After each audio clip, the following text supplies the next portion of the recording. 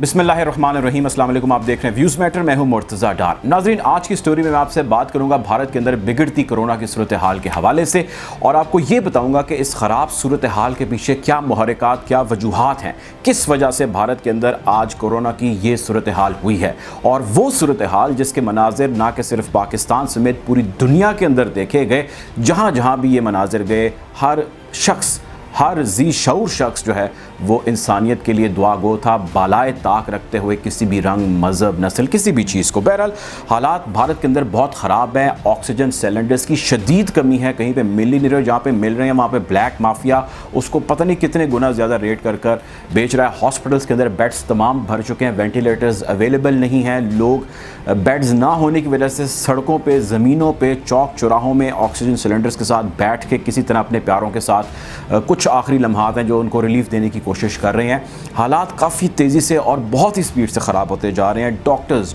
और paramedical staff जिसने उनका ट्रीटमेंट करना है वो बेचारा खुद कोरोना के मर्ज़ के अंदर मुब्तला होता जा रहा है, और डॉक्टर्स के इन्फेक्ट होने की रेट और परसेंटेज बहुत ज़्यादा होती चली जा रही है। और भारत के अंदर जो डॉक्टर्स हैं उनकी यकीनन कमी है as compare to their population. इसके साथ साथ एम्बुलेंसेज जिसने मरीज़ों को एक जगह से दूसरी जगह ट्रांसपोर्ट करना है, उनकी किल्लत है, उनकी कमी है। मनमाने रेट हैं जिसके ऊपर वो सारी अपनी मर्ज़ी कर रहे हैं और ट्रांसपोर्टेशन कर रहे हैं। लंबी कतारें, लंबी लाइनें हॉस्पिटल्स के बाहर उनकी लगी है कि किस तरह की बारी है और अपने पेशेंट को हॉस्पिटल के अंदर ले जा सकें। खौफनाक किस्म के मनाज़र हैं जो इस वक्त भारत से हमें देखने को मिल रहे हैं, सुनने को मिल रहे हैं। और भारत के अंदर इस वक्त स्मार्ट लॉकडाउन है, भारत के अंदर कहीं कंप्लीट लॉकडाउन है। जिस जगह पर ज़्यादा एपी सेंटर है, यानी जहाँ से ज़्यादा मर्ज़ उठ रहा है, वहाँ पे उन्होंने ज़्यादा उसके गिर्द घेरा तंग कर रखा है। हुकूमत ने एमरजेंसी का नफाज ऑलमोस्ट कर रखा है और हालात इंतहाई कशीदा हैं भारत के अंदर। ये लहर इंतहाई ख़तरनाक है। आज की स्टोरी में आपको बताऊँगा ये कि ये लहर एज़ ए न्यू जर्म कितनी ख़तरनाक है, भारतीयों के साथ ऐसा हुआ क्यों, और ये वही भारत है जिस भारत ने वैक्सीन दुनिया के अंदर प्रोवाइड करने के लिए काम किया। ये वैक्सीन ख़ुद बनाता है कोरोना की, और ये वही भारत है जो कोरोना के अलावा दुनिया के अंदर और बहुत सारी वैक्सीन्स बनाता है। दुनिया की 60 से 70% वैक्सीन प्रोड्यूस करने वाला, बनाने वाला मुल्क आज ख़ुद इस हालात में क्यों है।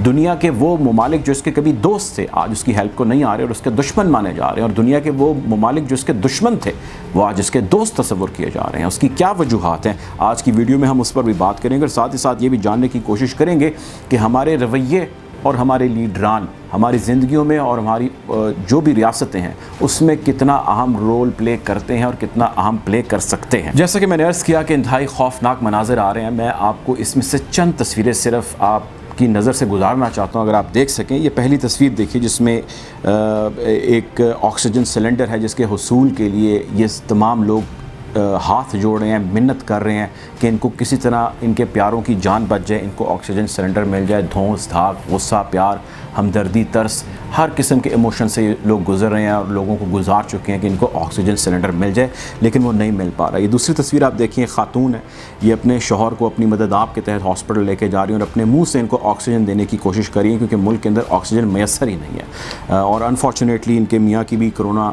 में मुब्तला होने के बाद डेथ हो जाती है, इनको ऑक्सीजन नहीं मिल पाती, सहूलियात नहीं मिल पाती। ये तीसरी आप तस्वीर देखिए कि एक डेथ हुए शख्स की लाश उसका बेटा जो है वो गाड़ी की छत पर लेके जा रहा है।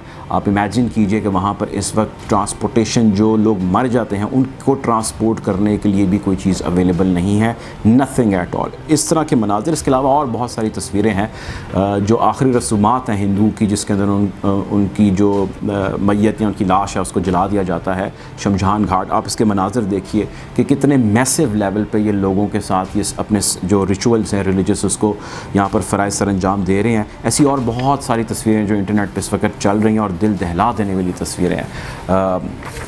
आप इस तस्वीर पे देखिए जिसमें खातून ऑक्सीजन सिलेंडर लिए सड़क पर बैठी हैं कि ना उनको बेड मैसर और ना उनको ठीक तरीके से ऑक्सीजन मैसर, और कोई हमदर्द इनको ऑक्सीजन लगा के यहाँ से चला गया। बहरहाल ये वो मनाजिर हैं, ये वो हकीकतें हैं जो इस वक्त भारत के अंदर मौजूद हैं। दो बड़ी अहम चीज़ें जिस पर मैंने आपसे बात करनी है, पहली तो ये कि ये भारत के साथ हुआ क्यों, दूसरी ये कि पाकिस्तान में इसके आने के कितने चांसेस हैं। सबसे पहले जिक्र करता हूँ कि भारत के साथ ये हुआ क्यों, इसका ज़िम्मेदार कौन है। तीन अहम वजूहात सामने आ रही हैं। पहली वजह तो ये है कि ये नया वायरस आया जिसका नाम B1617 है। ये वो वायरस है कोरोना का नया या उसका नया जनरेशन कह लीजिए जो भारत के अंदर आ चुकी है और इंतहाई ख़तरनाक है। वैसे भारत के अलावा ये 17 और ममालिक में भी आ चुकी है, पाकिस्तान में अभी नहीं आई। एक तो वजह इसकी तस्वुर की जा रही है, क्या ये हो सकती है? दूसरी, क्या इसकी वजह हुकूमत की पॉलिसीज़ हैं, प्लानिंग है? तीसरी, इसकी वजह क्या लोगों का रवैया है? तो जवाब इसका ये मिलता है कि ये तीनों ही वजूहात हैं इसकी। भारत के अंदर नया वायरस आ चुका है, जैसा मैंने अर्ज़ किया 17 और ममालिक के अंदर भी ये है। यूएस, ब्राज़ील, इंडिया, दुनिया के 3 बड़े ममालिक हैं जो कोविड से सबसे ज़्यादा, इस बीमारी से सबसे ज़्यादा हिट हुए। नरेंद्र मोदी की हुकूमत ने अपने लोगों के लिए वो नहीं वसाइल पैदा किए, वो फैसिलिटीज़ नहीं दी, वो तैयारी नहीं की जो उनको आज इस हालात पर ला चुकी है। इसके ज़िम्मेदार यकीनन नरेंद्र मोदी और उनकी हुकूमत और उनके पॉलिसी और प्लानर्स हैं, जिनके पॉलिसी प्लानर्स ने इस चीज़ को प्लान नहीं किया कि किस हद तक ख़तरनाक हो सकती है, ना उस हवाले से उन्होंने तैयारी की किसी भी किस्म की। जबकि उसके बरक्स आप उनकी हुकूमत के नुमाइंदगान का रवैया प्लस तीसरी वजह लोगों का रवैया देखिए। मैं आपको चंद मिसालें देता हूँ उसकी, ये रीसेंट पास में से आपको एग्जांपल्स देता हूँ।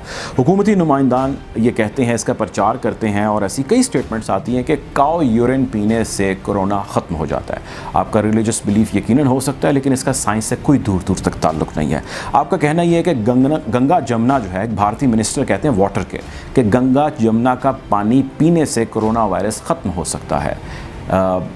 ये भी आपका एक रिलीजियस बिलीफ हो सकता है, आपका अकीदा हो सकता है, लेकिन इसका साइंस से फ़िलहाल की तहकीक के मुताबिक कोई ताल्लुक़ नहीं है। आयुष मिनिस्टर कहते हैं कि हल्दी और गर्म दूध पीने से कोरोना वायरस ख़त्म हो सकता है, और उन्होंने बल्कि एक एग्ज़ाम्पल भी दी कि प्रिंस ऑफ वेल्स ने अपना कोरोना वायरस इसी तरह ठीक किया। आपका ये बिलीव हो सकता है, आपका ख्याल ज़रूर हो सकता है, लेकिन इसका साइंस से दूर दूर तक कोई ताल्लुक़ नहीं है। बाबा रामदेव की आप ये तस्वीर देख सकते हैं जिसमें उनके साथ एक मिनिस्टर खड़े हुए हैं और वो पतंजलि मेडिसिन जो है वो दे रहे हैं। ये उनकी अपनी ईजाद करदा कोरोना की दवाई है जो वो कह रहे हैं कि आप ये खाएँ तो इससे कोरोना आपका ठीक हो जाएगा। ये मैंने चंद तस्वीरें आपके सामने रखी हैं, ऐसी बेशबहा तस्वीरें हैं, ऐसे बेशबहा वाक़यात हैं, मनाज़िर हैं, वीडियोज़ हैं, स्टेटमेंट्स हैं, बयानात हैं, जिसके अंदर हुकूमती नुमाइंदगान, लीडरान, इन्फ्लुएंसर्स, जो भी आप इसको नाम दे लीजिए, जिसको लोग देखते हैं वो इस किस्म के बयानात दे रहे हैं, ऐसी हरकत कर रहे हैं। तो आप तसव्वुर कीजिए कि वहाँ पे लोगों के क्या हालात होंगे। मास्क ना पहनना, सोशल डिस्टेंसिंग ना करना, वैक्सीनेशन ना लगवाना, वैक्सीनेशन के बारे में गलत अफवाहों पर यकीन करना, इस बीमारी को झूठ समझना, ये वो तमाम चीज़ें थी जो भारतीयों ने की हैं।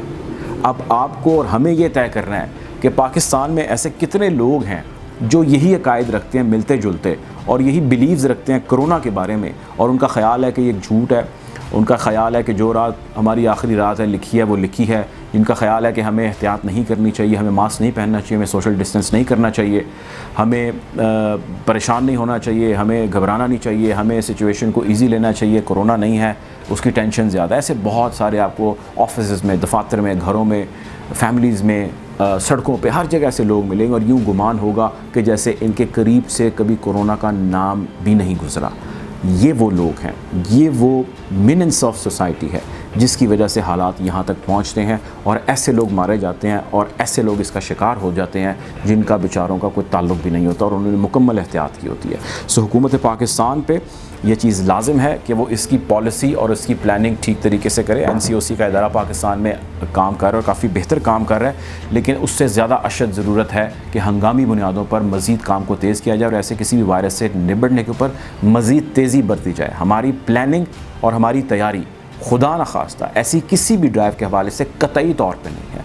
मैं दोहराता हूँ, कतई तौर पे नहीं है, क्योंकि मैं इसको as a fact, as a matter of fact भी जानता हूँ इस चीज़ को कि हमारे यहाँ ना इतने बेड हैं, ना इतने हॉस्पिटल हैं, ना इतने डॉक्टर्स हैं, ना इतनी एम्बुलेंसेज, ना इतना पैरामेडिकल स्टाफ है, और ना ही हमारे यहाँ इतनी हिम्मत है और ना ही इतना पैसा है।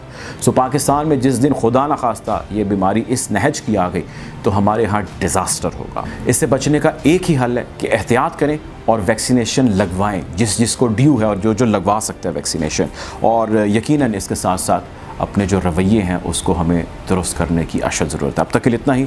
अल्लाह हाफ़िज़।